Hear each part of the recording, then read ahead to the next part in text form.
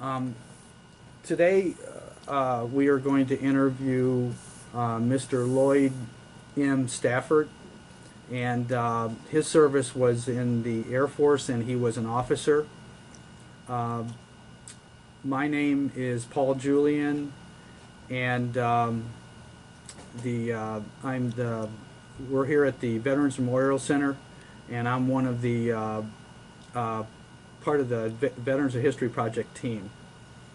And today is the uh, June 8th, 2021. With that, I'd like to start with uh, Lloyd. Where were you born? I was born in Gilmer, Texas, Okay. East Texas. Where's your what were who were your parents and what were their occupations? Okay, my parents were, my mother was Doris Roger Stafford, and she was an English high school teacher, and she was the youngest of 11 children. Okay, and my father was J.D. Stafford, and he was he went to Texas A&M before me. And my mother went to Baylor, and my dad was a agricultural representative for Borden's Milk Company in Mount Pleasant, Texas, and then also he's dairy farmer, beef farmer, and a real estate salesman later on. And Lloyd, how about something? Did you have any brothers or sisters? Yes, I had one older brother, 6 years older than I, and he basically went into farmers co-op with the Southern Farmers Cooperative, and basically he was a tech rep for herbicides and seeds and plants and things like that, basically representing them, to farmers. Lloyd, did he serve in the service? No, he did not. Okay. Yeah. And um, what were your parents and your brothers? Did they have any uh, feelings about you joining the service? Well, yes, certainly. My dad, being a Texas A&M graduate, I mean, he was expecting me to go into the military, and I basically fulfilled his expectations. He was happy with it. My mother wasn't so happy me going to Vietnam, but she accepted that I would be going into the military, and that path was set by me going to Texas A&M in my freshman year in September 1958. Okay. So Um, and then before you went to Texas A&M, okay, so you went to Texas A&M. Okay. Um, did you, before going to Texas A&M, Lloyd, did you have any jobs? Did you hold any yes, jobs? I did. Um, my dad basically availed himself of the free labor of my brother and myself on working on the farm. And most Saturdays and weekends, we basically worked on the farm, doing whatever needed to be doing, um, on the dairy farm or the beef farm. And then he used our, services liberally. And he didn't really pay very much. And I saw the opportunity to get a job with the highway construction contractor, which I, quit and went to work for, Mm-hmm. in the summer of my senior year in high school. Mm-hmm. And so basically I went to work for road construction in that summer and made $1 an hour, which I thought that was enough to basically make enough money to go to school for one semester. And so that was the job that I had, road construction, and then the last summer I worked in the design office for the Texas Highway Department on road design, and I had learned to operate equipment on the farm, hay making equipment, tractors, hay balers, and part of that occupation, if you will. Mm-hmm. And so I was familiar with road construction, and I actually had operated a Caterpillar and a sheep's foot roller and a water truck and front end loader. So I was familiar with heavy construction. Yeah. Lloyd, did that experience, did that have any effect on your uh, career, as far as your career aspirations? Well, it morphed into that, Okay. and that was the reason I took civil engineering as a major course in A&M, and that was a different side of the engineering, which was different than construction, of course, Mm-hmm. but it folded together, and basically I graduated as a civil engineer in '62 and went into the civil engineering for the Air Force. Okay. Um, the So basically, you made the decision, Lloyd, even though Vietnam was starting to pop up. You know, we were getting more and more involved in Right, the right, 50s, and then we get into the right, 60s. right. You made that decision to go into service back before you. Oh, absolutely, yeah, Okay. yeah. Okay. Um, the Is there, and the Texas A&M, was it? Did you have a choice in the ROTC which service? Yes, we did. Yes, we And you did. just chose the Air Force. And I took the Air Force. And why? Right. One, I didn't have to drill with a rifle. And um, when we went in as freshmen, we were assigned to ROTC units, either Air Force or Army. And I think I stated a preference for Air Force. And that was it. I Okay. mean, and I liked the Air Force. I mean, I would have gone into the Army, but I liked the Air Force Okay. idea better. Okay. And so, Um, so you from after you graduated to when you had your after you graduated, you had training though after that, or no? right, right. In July, after I graduated in May, I went to Wright-Patterson Air Force Base for a 10-week base civil engineer course to basically orient me to being a civil engineer in the Air Force, and realizing that I didn't do design work or construction work then. So anyway, I graduated in October of '62 Yes, sir. and went to Truax Field, Wisconsin, which was a small base at Madison, Wisconsin, Mm-hmm. which really, really shaped me a good bit, you know. And it was a small base. We had two generals on base. It was Sage Center and Chicago Air Defense Sector radars, you know, detection of the dew line, and it was really a great experience. That was for two years, okay. And then I had put in to apply for graduate school, Mm-hmm. and at the end of 2 years, they allowed me to go to graduate school at the University of Wisconsin in Madison, Mm-hmm. and I graduated there in August of '65 Mm-hmm. after 1 year. And then I was selected for the Red Horse Vietnam Squadron, Mm-hmm. and they really was really unique in that as Vietnam was coming online, the Air Force basically saw the opportunity to quit relying on the Army Corps of Engineers and the Navy Bureau UDOCs Mm-hmm. for their construction. Mm-hmm. That they saw the opportunity to form their own construction capability.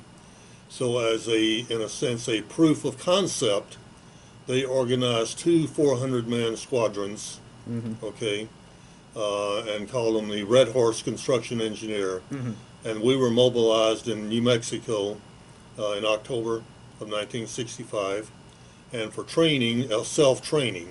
And we basically they took men, enlisted men, officers from all of the bases, assembled us in New Mexico at Cannon Air Force Base, and we self-trained for 3 months Mm-hmm. using rented equipment from contractors. Mm-hmm.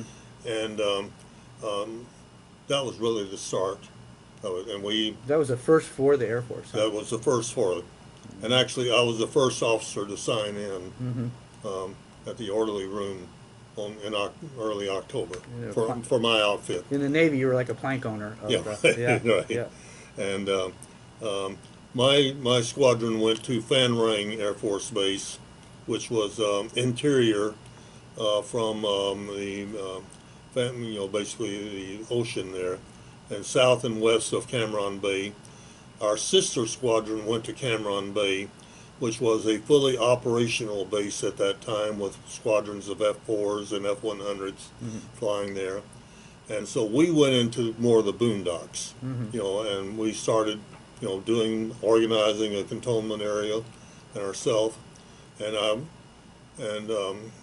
we had an exceptional group. The enlisted men were fantastic. I mean, A lot of great memories, huh?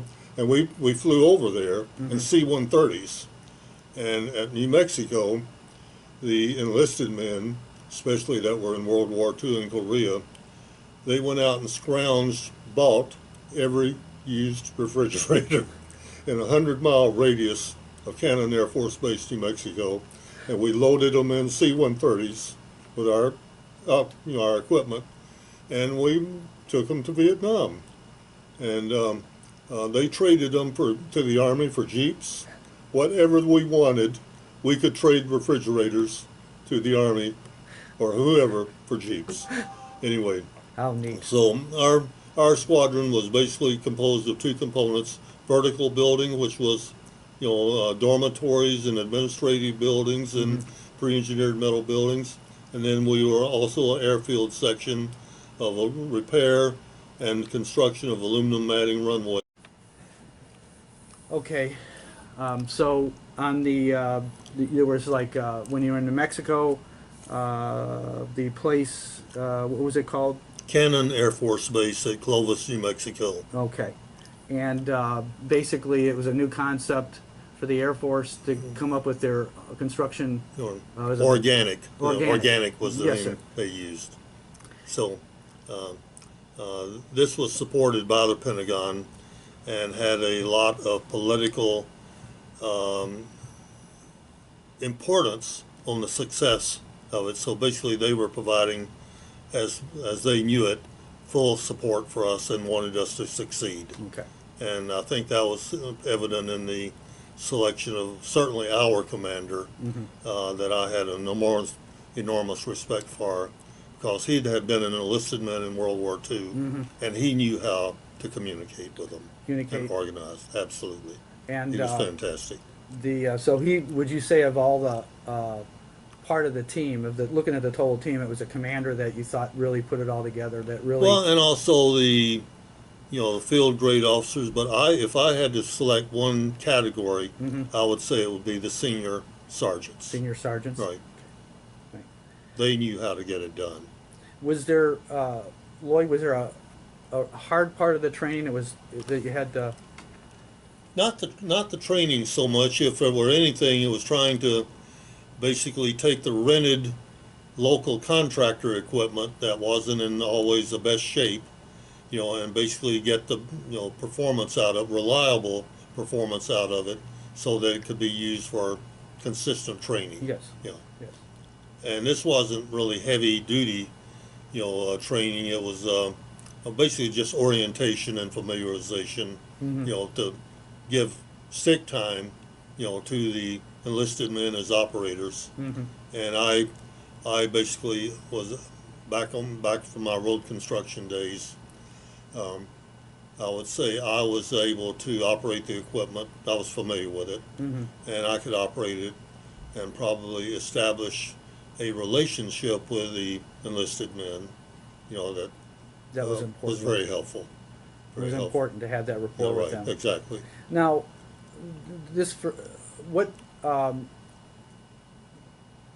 getting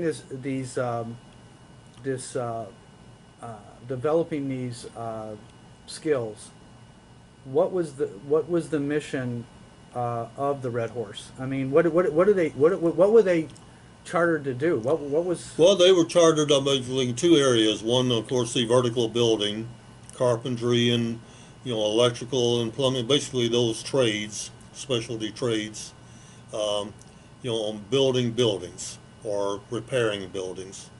And then the group that I was really more associated with was the airfield section, where we were, building and repairing aluminum matting runway, Mm-hmm. you know, various aspects of it, and pre-engineered metal buildings for the flight line. Mm-hmm. We were doing site development and clearing of areas, Mm-hmm. building POL storage areas. Um, and then we also operated a rock quarry to blasting for a rock to and rock crushers to generate the aggregate to basically formulate concrete, that we would So use. you was the whole We gamut. You went the whole gamut. we went the whole gamut. Wow. Yeah, Wow. and I think compared to us in the Cameron Bay group, they didn't have rock quarries. They didn't do what we did, and they went into an operational base with basically the hooches already there. I see. Dining halls were already there. So basically, it was just Enhancement. Anyway, but they had their own challenges too, Yeah. and I don't want to belittle them, but ours were really carving it out and doing everything that we Now, had to do. geographically, Lloyd, is it to the southwest you were at? South and west of Cameron Bay. South and west of Right, Cameron Bay. right. Okay. About uh, 50, 60 miles. Okay. Yeah. Okay. And it's not, I know Vietnam's not a wide, most of the time it's not a wide country, so Right. are you close to any border? Ain't close to any. Were you close to any border like Laos or? No, we were right on the ocean. Right on the ocean? Just inland from the ocean, Inland from the probably ocean. about 5 miles. Okay. Yeah. Okay. Did you receive any promotions during that time? I was promoted to captain well, 2 weeks before I rotated back to the States. Okay. Yeah. Okay. Now, during when were you in country in Vietnam, Lloyd? I was in country from probably the 3rd week of January Oh. 1966 Oh, wow. to the 3rd week in January 1967. Okay. And so that's when that's the buildup. Yeah, it was a that's, big buildup. That went from, is that not too much before that, Lloyd? We went from advisors to where we were putting troops Well, in. I think we were already, our base, the 62nd Engineer Battalion, and there was the 48th Army Helicopters Company there. So it was an operational, but for the Army standpoint. Okay. And as soon as we got there, the engineering 66 Army engineers, basically they rotated, further north, I see. I think. I see. So basically it was left all of construction, and of course the civilian contractor, Raymond Morrison Knudsen and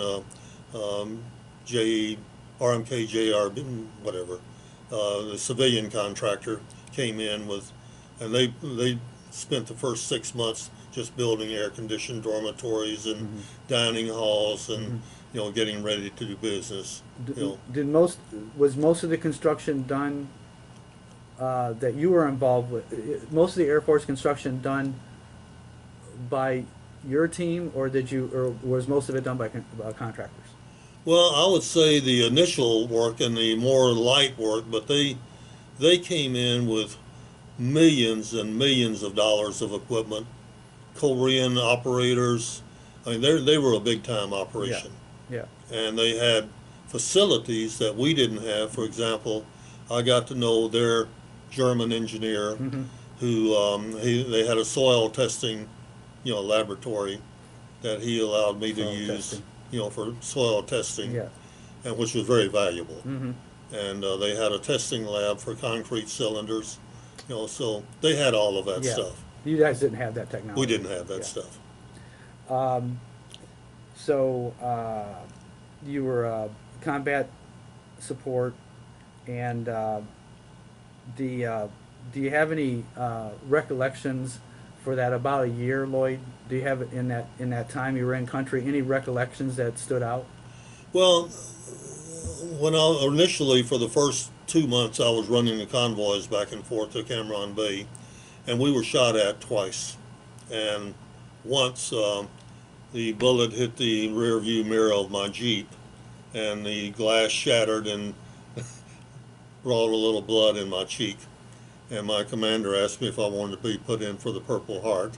I said, no, I thought that was the guys that are getting really shot at in the woods. That wasn't me in the bush, so that wasn't me. But actually, we could sit in our cantonment area in the late afternoon, and we could see the tracers, across the field and probably maybe 10 kilometers away of the South Vietnamese and the North Vietnamese, and the Army troops basically going at it over there.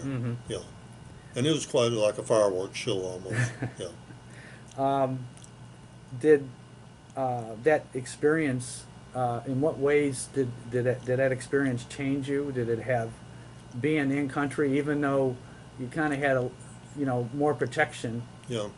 Than the average? Well, I think it definitely changed me in one way, in that, one, it helped me to realize that I could do different things. Yeah. Yeah.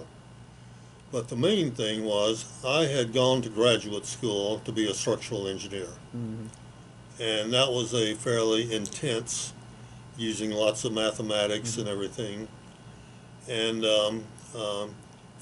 computer programming and all of that. And I wasn't sure that I really wanted to be a design engineer. And even though that was what I was in a sense training for, to go to work for Boeing or somebody like that. And being in this contractor environment, in the field, operations, day after day after day, and organizing and doing one thing one day and the next, basically a diversity of a range of different activities, and basically where I could pick and choose what I wanted to do. I realized that I wasn't cut out to be an office engineer.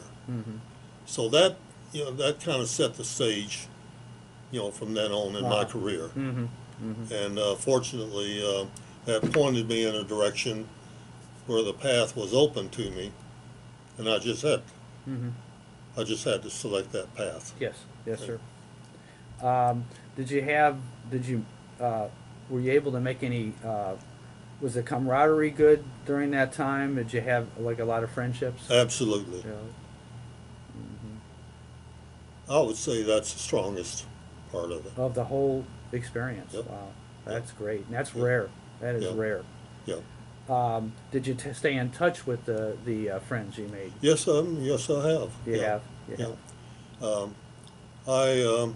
The architect that I was kind of paired with, I'm in touch with him probably once a month. Oh, that's now. great. And I was just sitting here, and the son of my boss just called me about Agent Orange. He's the ex-Army, and his dad was my boss, a great guy, and actually he was on the committee that designed the Air Force Memorial and at Arlington, these shooting spires. He was the chairman of that committee, and we kept in touch over the years. I basically kept in touch with most of them through the Red Horse Association, which is an association of all the people, not all of them, but selectively, of everybody that was ever in the Red Horse Squadron, successive squadrons, whether in Vietnam or Thailand or Korea or, basically, it's an association. Wow. And it's strong. It's strong. Oh, wow. Yeah. Wow. Now, when you were in country, were you able to get any recreation or any kind of? Yes, we being close to the beach, Fan Ring Beach, it was a nice sandy beach. We could get over there and take some beers and Sunday afternoon or so and hang out at the beach. Oh, that's neat. And we were protected by the South Vietnamese guards who loved to protect us. They could hang out on the beach too. Yeah, and of course we went to R&R, and I was kind of the purchasing agent for a number of items, surveying equipment, I would go to Bangkok. And pre-engineered metal buildings, I would go to Clark Air Force Base. In the Philippines. And then, of course, R&R in Tokyo and Hong Kong. Mm-hmm. And, yeah, so that was, yeah, we could, you know, between business related, or Air Force business related, Mm-hmm. and just R&R, we got plenty of chances to move around. Do you recall any particularly humorous or unusual events? Humorous or unusual? I think it was all predictable, other than when we were just getting our equipment in from Cameron Bay. The lighter came in and dropped the front gate, you know, to roll off the equipment, and it had hit a landmine on the beach that they knew where we were coming in, and that front, you know, gate dropped down and hit them and blew up, you know, and no damage to the equipment there. But this happened like maybe 2 weeks after we'd been there, Mm-hmm. you know. So that was, and then also as we were coming in and flying from Cameron to Phan Rang, we were in I think it was a C-123, and we were all in, you know, the web seats along each side, and we were in, you know, fairly low between the mountains in the valley there, Mm-hmm. and the guy next to me got shot in the butt. Did he get a Purple Heart? I don't know. He wasn't in my outfit, but I bet you it hurt. But It stung. I think it just surprised him and shocked him, and I said, "My God, is this what it's going to be like?" I mean, I'm not even to my base yet, and the guy next to me's already got shot in the butt. Anyway. And you. Yeah, let me just say one Sure. more. In September, I was in charge of a detachment installing a sky spot radar van at Delot. And Delot was a really unique place, about 70 miles northwest of Phan Rang. And it was kind of an R&R center for both Army, our forces, and the ARVN and North Vietnamese. And for example, the electric utility was supplied by a nuclear power station that was operated by the University of Michigan. And it was that kind of place. And Wow. anyway, it was there on the Independence Day for Vietnam Mm-hmm. in September. And I was returning on to pick up a flight at the field, you know, and basically right behind us, after I would gone through, there was a lot of firing and automatic weapons fire and everything, that the North Vietnamese had violated the truce, if you Mm-hmm. will, and fired upon a group of South Vietnamese guys and killed 3 of them right behind us, and you could hear the echoes going over and of the gunfire. And that was we had been by there like 2 minutes before. Mm-hmm. You know, so we could have easily been in their A close sights. call. Yeah, yeah. Yeah. Yeah. So I would say that was seriously the most memorable. Yes, Yeah, sir. Yeah, yeah. And you already said, Lloyd, that your best part is the relationships that you Yeah. form with your what'd you call them, battalion? Well, in Squadron. Squadron. In That was the Squadron. relationships was very, Right, very. right, right. It was. Had a- And for example, the sergeants, 2 of my sergeants, the ones I liked the most, were from Arkansas, and they rotated back to the base civil engineer at the Air Force Academy. And when I used to go to my reserve tour out at, you know, Colorado Springs, I would always get together with them. Oh, neat. Oh, neat. And This went on for years. this went on for years. Oh, wow. Yeah. Yeah. Now let's move into the end of active service. Do you recall the day your service ended? Yes, April 8th, 1968. And before we get to that, I mean, basically, I call it selected, people from the 2 squadrons were selected to return to Eglin Air Force Base, Florida, Eglin Field 2. and formed up the 560th Red Horse for two purposes. One, to train the replacement troops going over to replace different Red Horse squadrons, and basically take them through heavy equipment and, building skills and, things like that, training. And then the second one was for testing of materials, systems, and everything to go for theater of operations. Basically we would test it and basically, determine whether or not they should send it to Vietnam for building. And we tested bomb damage repair equipment from the oil field, industry, if you will. We tested dormitories, like U.S. Steel kits, if you would, and we would, then I got That'd be like military specs. military specs, right, or trial specs, prototype, to see if it worked. To set the spec. Yeah, exactly, Yeah. exactly. Yes, sir. And we would evaluate it and say whether or not that we thought that it could work, and was it any better, after all of this, getting it over there, like from U.S. Steel plant, these kits, was it worth it, over and above, what we could basically do it somewhere, do it somewhere else. And it was on that basis that we basically really performed, I think. And at that time, for example, we had to set the course syllabus, what was going to be taught in these courses.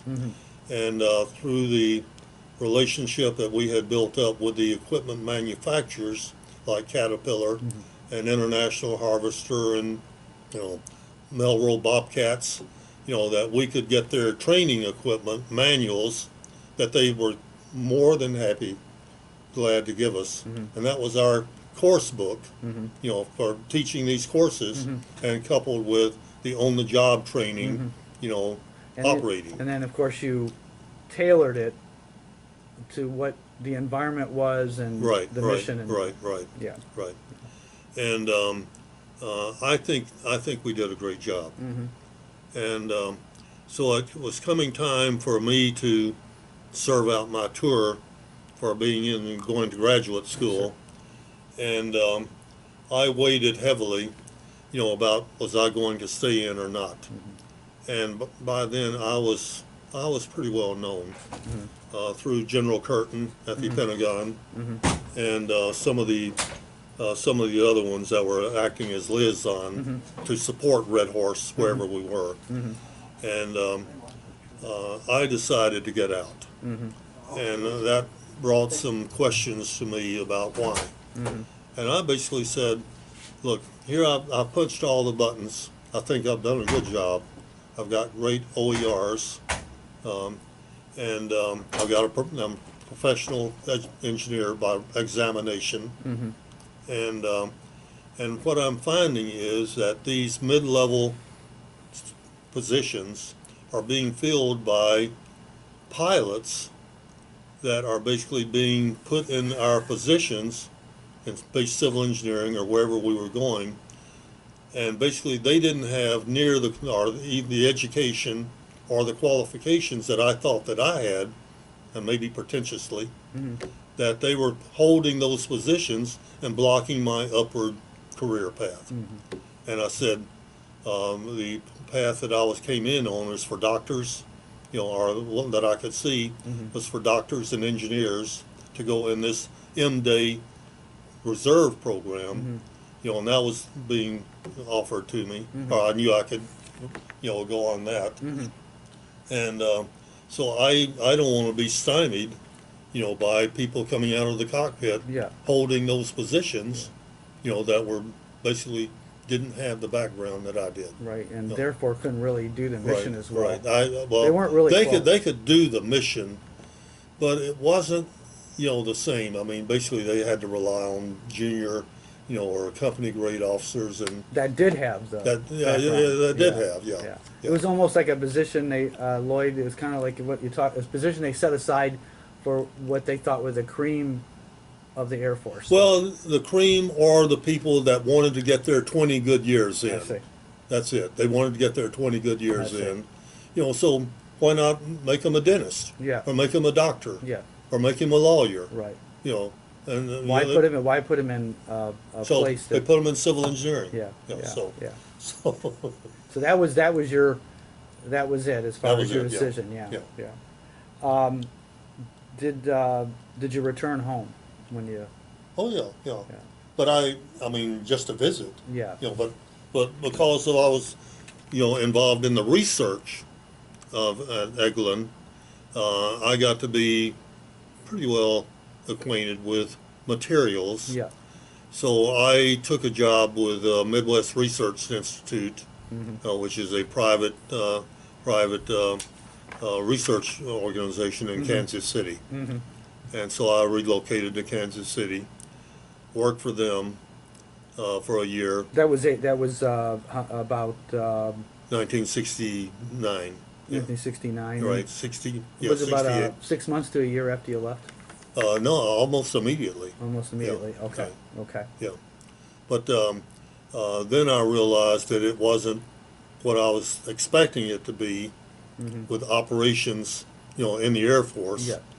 And it was more like a desk engineer, basically writing, evaluating proposals. Which you and made up your mind, Lloyd. which I didn't really want to do. Yeah. So it took me about 6 months to realize that, Okay. and a year to basically phase out. And at that time, I really found my perfect job, Yeah. career. Yeah.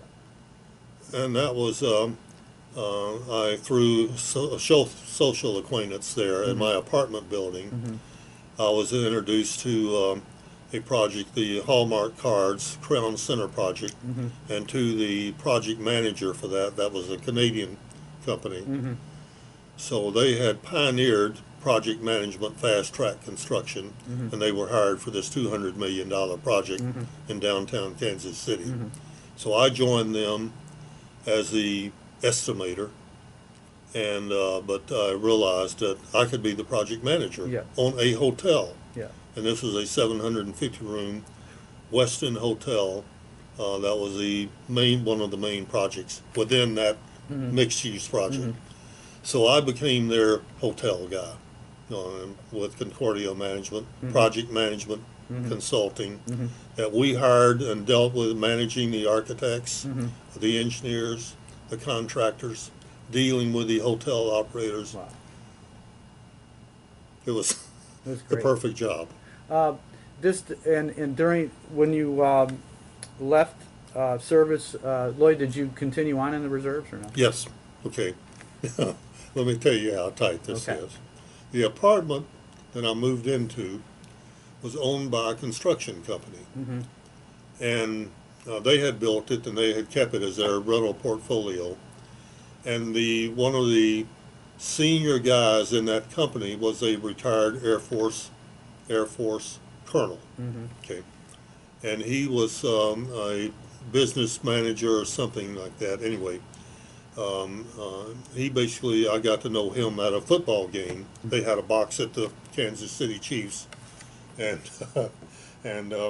he said, "Have you ever considered getting back in the reserves?" And I said, "Well, I know a little bit about it, but I don't want to, I don't want to be tied down with all of this going off to summer units and Yeah. getting shipped out and everything." He said, "Well, there's a program called the MDAY, Mobilization Augmentee, where for engineers, and lawyers and doctors, you got a total flexibility program. High professionals.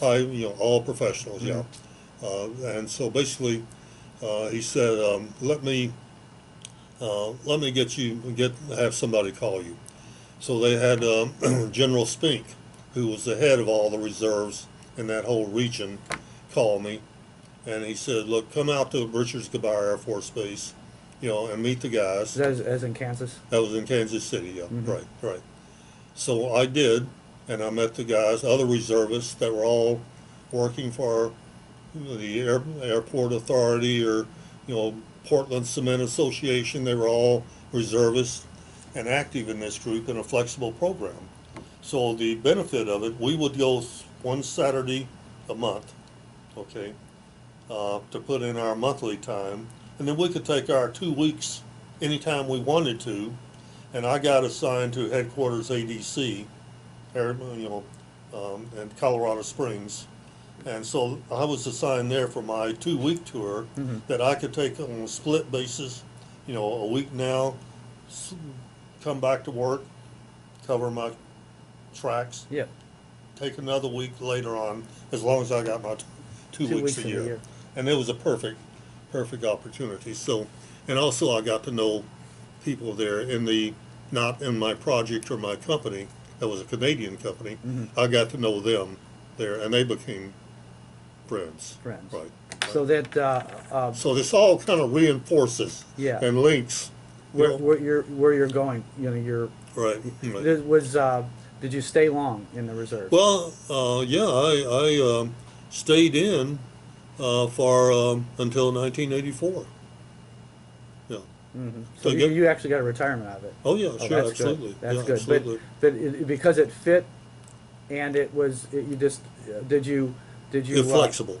Flexible, Lloyd, and did you get that? Did you get sometimes the feeling that you had when you were in active duty with the people, with your comrades, and Well, because I was in the civilian world, and for lack of a better word, was making it in the civilian world, that I could, put in my 2 week tour, and I could bring ideas and thoughts and processes and basically manage, that they weren't used to. yeah, So I could bring that, impart that in, and take on projects, that basically I could either do it myself or I could organize, yeah, teams to do it, or sit in meetings where the Air Force Civil Engineering permanent staff would be having with some contractor or engineer or architect, where basically I could hold my own step in there.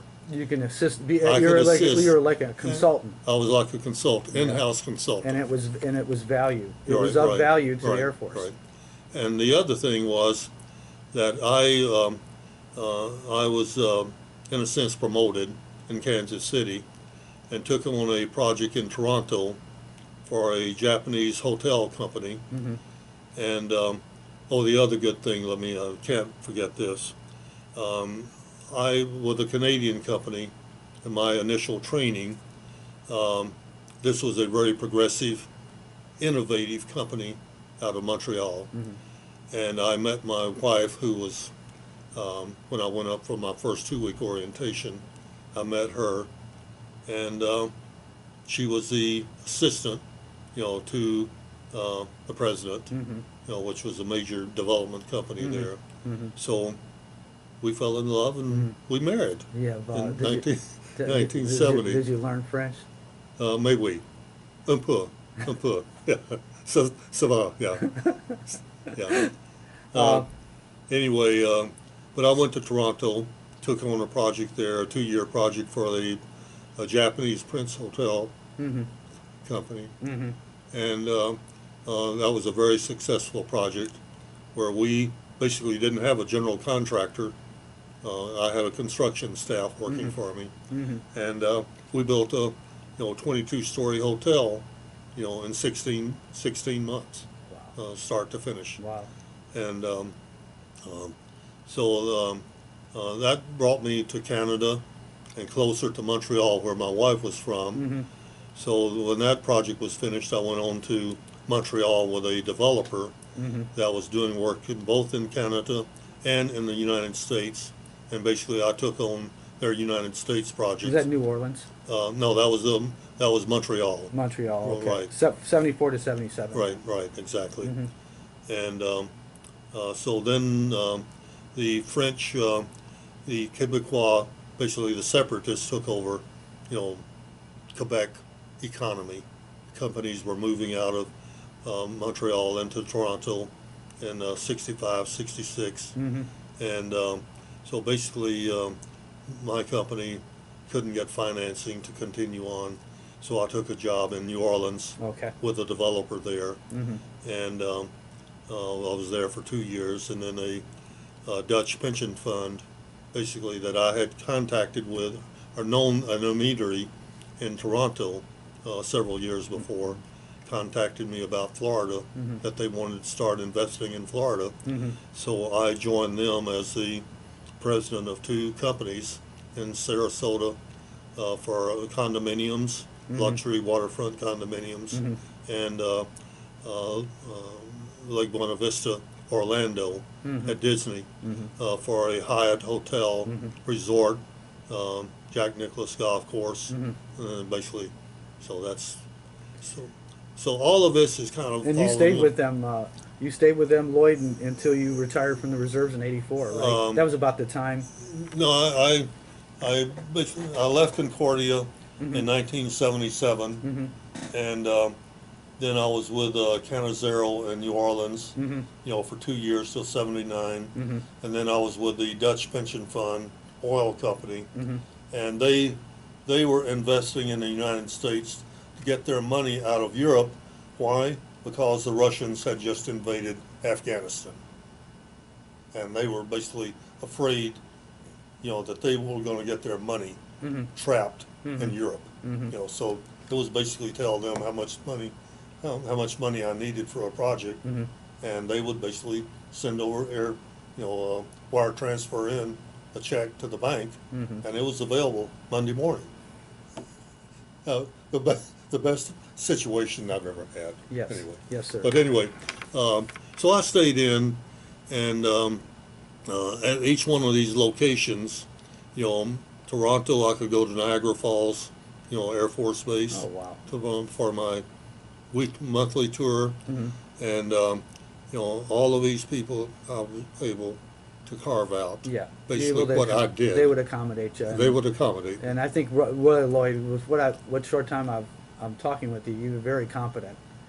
And so they would make allowances and accommodations for people that are competent. Yeah. Well, I tried not to, but I would also delve into areas that I knew would work. I'd seen them work. I'd made them work before, and I could introduce ideas and approaches that I knew would work. That they probably didn't have the experience to basically even. I don't want to be pretentious about it, but they wouldn't have thought of otherwise. Yes, sir. Yes, right, sir. Right. Let's see. Going back into your service experience, did you feel it changed you?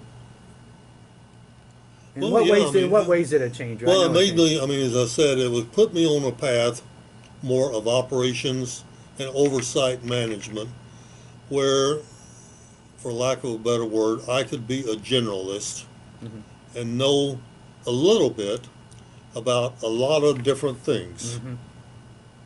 And I would say the macro, a big picture. A macro, big right, picture, right.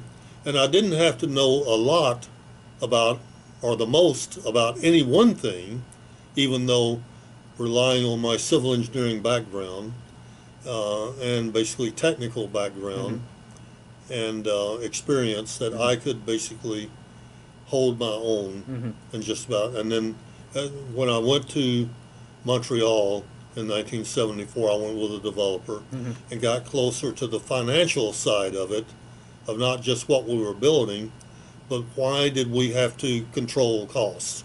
Why could we not just arbitrarily sign change orders, or delay claims? That we had a financial model that we had to try to come as close to, and then I got to where I would help put the models together. Before, if I got you right, Lloyd, before you're focused totally on the technical part. Yeah, right. But then once you're talking now, you get back over into the cost and the financing and stuff. Right. Yeah. And I've been basically in that mode since 1977.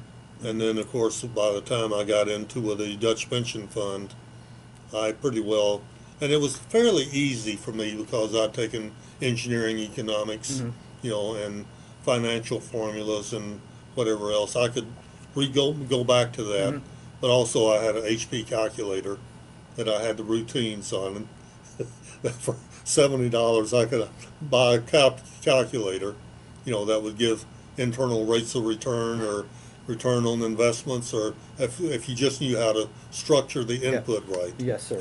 Yeah, yeah. The did this, and going back to the service, did it affect the way you related to people, Oh, yeah, I think so. Yeah. and in a positive way? Yeah, right. And, I felt empowered, if you will, Mm-hmm. because I had the military background. I'd been in these different situations. I had friends, and I had accumulated a trail of friends that if I needed help on anything, Mm-hmm. that I kept in contact with them. I'm Mm-hmm. pretty good on networking, Mm-hmm. that I could keep in contact with them, and I could call them back 5 or 10 years later and say, hey, Keith, what do you think about this situation? What would you do? Wow. And this would be some, like a legal situation, Mm-hmm. or title insurance, or an insurance, things that I could always go back and think of That's somebody kind of ties that that you. I could call up and say, hey, even though I haven't seen you for 5 years or even talked to you, what do you think about Yeah, this? and that's so That- said another way, you made lifetime Yes, yeah, friendships. yeah. Yeah, that's so rare. Uh, And- you did. How long did you attend the Red Horse reunions? How long did you attend them after you got out after '84? Oh, yeah, yeah. I mean, basically, that was when the Red Horse Association was formed, Oh, okay. as a collection point for all of these exes, that were out, they'd put in their tour. Most of them had retired, Mm-hmm. and they were just all happy to get together in a reunion, Mm-hmm. and we had one at Hurlbut Field there in Fort Walton Beach Mm-hmm. in 19, gosh, how long was it? 19 or 2015, I think. Yeah, that was a good one. That was really good. 2015. Yeah, yeah. Oh wow. So did you? We've kind of covered all these. Did your military service impact your feelings about the war and the military in general? About war and the military in general. I don't know that, it did so much then as I've gotten older, and I mean, and the root of this networking and everything, keeping in contact with people, that was developed at Texas A&M. Okay, and my classmates Mhm. are very important to me. Mhm. And for example, we got, out of my class of 1962, we have 11 flag officers and 40 bird colonels. So they were all, very active And very accomplished. and very accomplished. Yeah. Yeah. So we have a reunion every 5 years. Mhm. We're phasing out now. Mm-hmm. But my outfit, my ROTC squadron, we graduated with 16 out of 32, and the rest of them either dropped out or Mm-hmm. got smart and went to other schools, Mhm. just weren't cut out for it. Mm-hmm. But, we're very close, and even now, we have a monthly reunion every last Friday of every week, of every month. How neat. We have a Zoom How conference. neat. Yeah, And you've been doing this for, we've been doing it for, right at a year now. oh wow, Yeah, how neat. yeah, How yeah. neat. And then we invite other people, like one of my good friends was a 4-star general, Mm-hmm. and we asked him to come in, or a class agent, or a class officer of the Alumni Association, Mm-hmm. and basically they come in and they give us a update on what they think's going on. So, but I also on the downside of this, as we get older, we're aware and learn about people, our classmates that were killed in Vietnam, for example, that are on the war memorial. Mm-hmm. and I think about the 58,238 names on that wall, and I just say, and I know this one guy that he was a civil engineer classmate, that I know that he went back as a bush Marine, his second tour, felt a sense of obligation to his younger guys to train them, and he got caught in a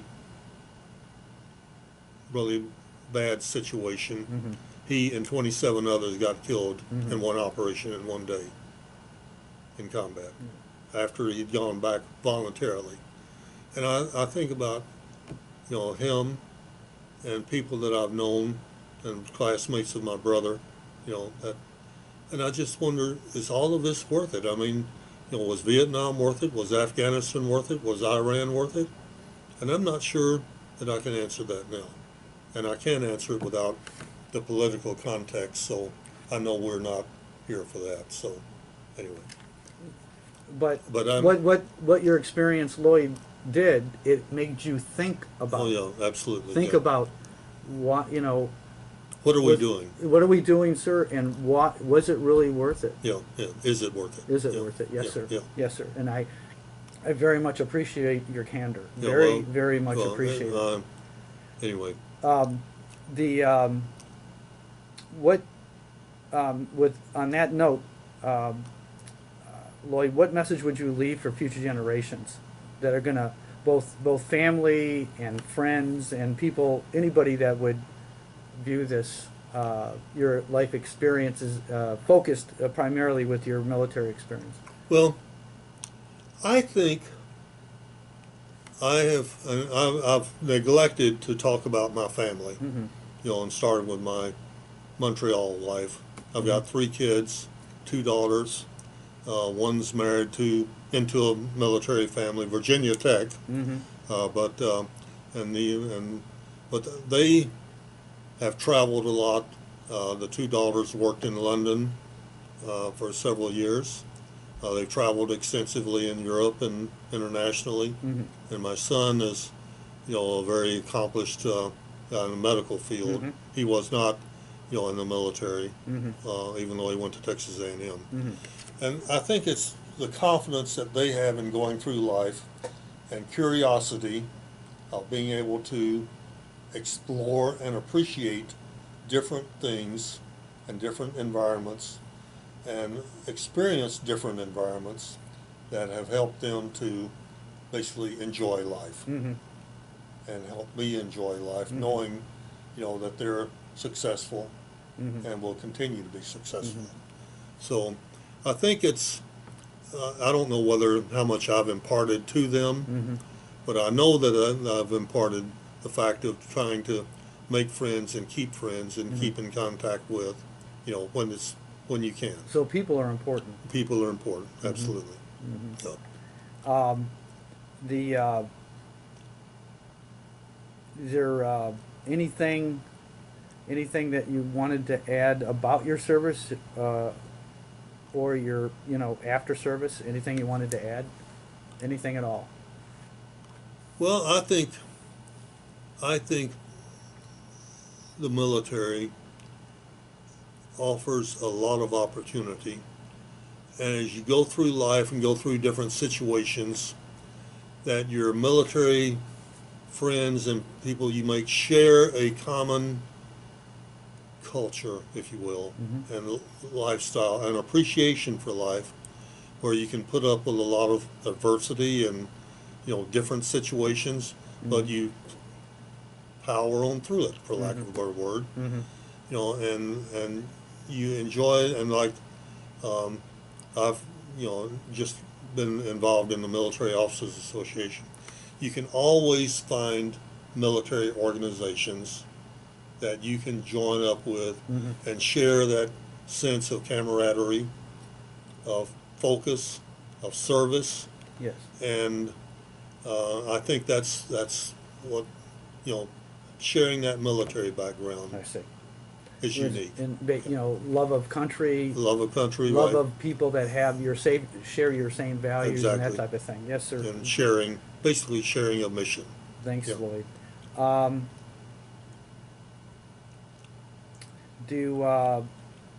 So is there anything else that you'd want to talk about? I made some random Go notes ahead. here. Let me just,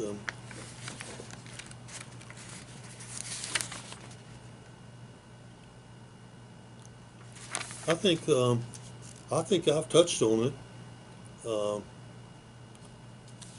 just about, just about all of it. I mean, and I've, in my civilian career after, um, I mean, people kind of, it's like a merry-go-round, a lazy Suzanne on the table.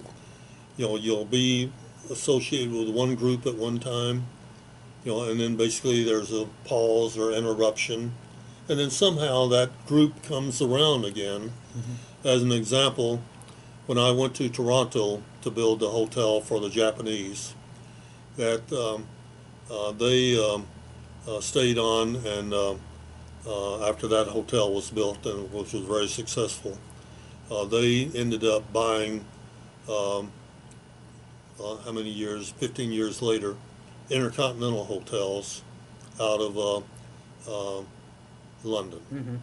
and that was an international chain of hotels. Mm-hmm. That through my contact with one of their Japanese representatives, I kept in touch with him just because they became great friends Mm-hmm. on the Toronto hotel. Mm-hmm. And anyway, I was had the chance to go to work for them Mm-hmm. as an international hotel company, Mm-hmm. which opened the door to international travel, especially in Europe. That's 1987. Right, Okay. right. Yep. And Went to work um, for them. went to work for them, and I was a senior vice president of design and construction. Mm-hmm.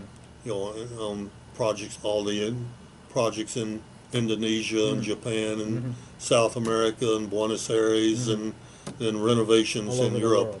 You know, major hotels in Mm-hmm. the major cities of Europe. So I got really oriented and got a broader range, but it was all going back to the contacts made 15 years before, Mm-hmm. 20 years before, Mm-hmm.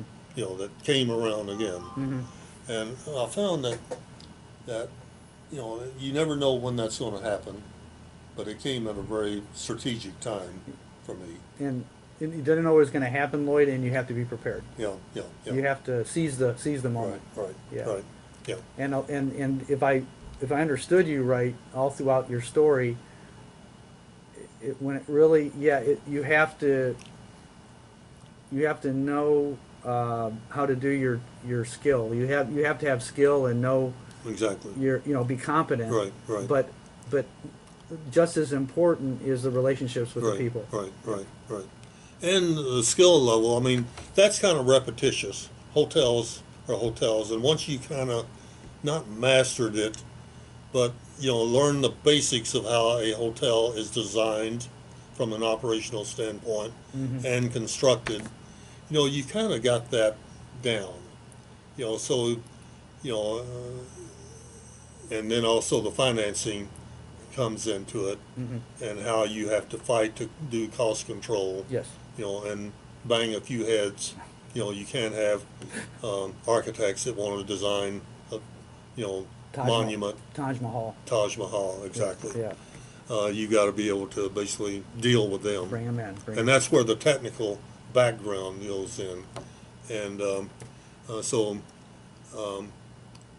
But I think it's the ability to and flexibility to accommodate into different environments. For example, my last project was in the Bahamas, Mm-hmm. and working with the Bahamian government there is a matter of surprises. Anyway, they it was not easy, but we did get a project off the ground. You know, which was a major project there. Well, can you just elaborate on that a little bit? Well, Why wasn't it easy? yeah, a work ethic, the work ethic of the government employees, you know, and there's not a sense of urgency, and of course, if you're spending $2 or $3 million a month, you know, on a construction project, you want to kick it in the butt and get on with it. Yeah. and you would have 3 or 4 different projects underway at one time, like a hotel for 4 seasons, a mega yacht marina, a utility plant, desalination, and, all of that, a golf course. You would have 5 or 6 projects underway concurrently, and you're basically, the sheepdog, basically trying to, and you're dealing with the government agencies there in Nassau, and, they would take something on, say they would give it to you, in a month, which was way, way too long. You go back a month later, and he's on vacation, and you can't just ignore him, which is what you'd want to do. But it's cultural, it's the fact that they were under the English until 1974, and basically they had the English to take care of them in a way. So they never really did develop quite the work ethic and sense of urgency of being on their own. Yes, sir. So. And again, with your background, Lloyd, that's what you had to, you had to think it out. Every with job, culture. every job, you had to be, the motivator. Yeah. The motivator. Yeah. And at the same time, you had to try to, you had to be a motivator, but you had to get them to buy in. That you can't be, that you have a certain schedule and you have to keep to the schedule, and you have to get them to buy in. Right. Yeah. And that's what, Lloyd, come with your people skills, right? Yes, right. Yes, sir. Well, sometimes it just takes brute force. Because it doesn't work all the time. And, one of the things I've enjoyed is being with a developer, an investor. You got the money. You got the money. And that solves a lot of problems right there. Yeah, yes, sir. Yeah. Just like a final question, Lloyd, what do you wish more people knew about veterans? I wish they knew of the service commitment that they've made, and the what they've done for their family, or that their family has shared and supported them, but they never get credit for. And I think about all the people that have gone to Iran, Afghanistan, Vietnam, Korea. And I think they realize that they're gone, and they really miss them when they're gone, and the role they play in the family. But just not The sacrifice. just they suffer for it. Yes, sir. And On supporting their husband or wife. right, They suffer. right, exactly, Yeah. exactly. I noticed over here these pictures. Did by any chance did Joe get those in? No, I dug these out. That's what General Curtin. Can you Yeah. explain that? General Curtin, the guy talking to him is Colonel Rose. This is all at 560th Civil Engineering when we came back from Vietnam. And then that was Colonel Myers, and then that's me, and then John Studebaker, the architect that I was paired up with in Vietnam. He came back to from the 560th, and we're still in monthly contact now. Neat. Almost. And where are you at this picture as I look at I it? was in. Where are you where are you standing? I'm in the background talking with John. In the background, talking with John. Yeah. That's me right there, and that's Okay. John All right there. So point. You're right there. Point where you're at. That point right there. Okay. Yeah. Okay. And that's General Curtin. Okay. He was Okay. the top civil engineer at the Okay. Pentagon. And then Lloyd, let's go to this other picture since you. Well, this is also back at the 560th. That's me right there, and that's Sergeant that was retiring, and we were giving him an award there. Is this back in Vietnam or? Yeah, no, this is still at Auxiliary Field 2. This is where you're training. Where we were training. Okay. In Okay. 1967. Okay. Maybe 68. Okay. And then that's me when I earlier on. Where were you at that time? I think I was at Niagara Falls. The reserves? Yeah, I'm in the reserves. Yeah, Okay, right. okay. Right. And then, And then this is like a year earlier. That was 67. okay, okay, okay. And I've got quite a few other pictures that I can dig out, scan, digitize them, and I can send those Sure, in. sure. Yeah. I just didn't have time to. Well, what I could say, Lloyd, is send them, and then Joe, Okay. we'll get them. Hey, Joe. Yeah, we can make a slideshow. We talked about it. Yeah, Okay, okay, yeah. okay. Yeah. Well, then I'd like to conclude the interview, and I'd like to thank you very much, Lloyd, for your service. Okay. Well, let me just add. Okay. I have been so satisfied with my whole military experience, and I think a lot of it has to be I had jobs that I was interested in, I felt I was competent in, that I could contribute in, and they always had a job for me and gave me the flexibility to basically pursue that. You know, and I wasn't always appreciative of that opportunity at the time, but I learned that I could make the most of it. And I think just the fact that I had a job that I was trained for, educated for, you know, at least in the start off, has basically made a very great life for me. So I'm still living a good life. Yeah. Thank you very much, Okay, Lloyd. so anyway. God bless. Okay, thank you. Okay. And thank you, just let me just say, Okay. this has been a great opportunity to do this. And I've been working on my, family ancestry, for quite a number of years. My wife is French, Ukrainian, and then my family is English, Scottish, French. And being able to insert this as a chapter, a book of my life on top of the other is really, it'll turn out well, and I'm going to try to present this to my family for Father's Day. Yeah. Thank you very So, much, Lloyd. yeah. God bless. Okay.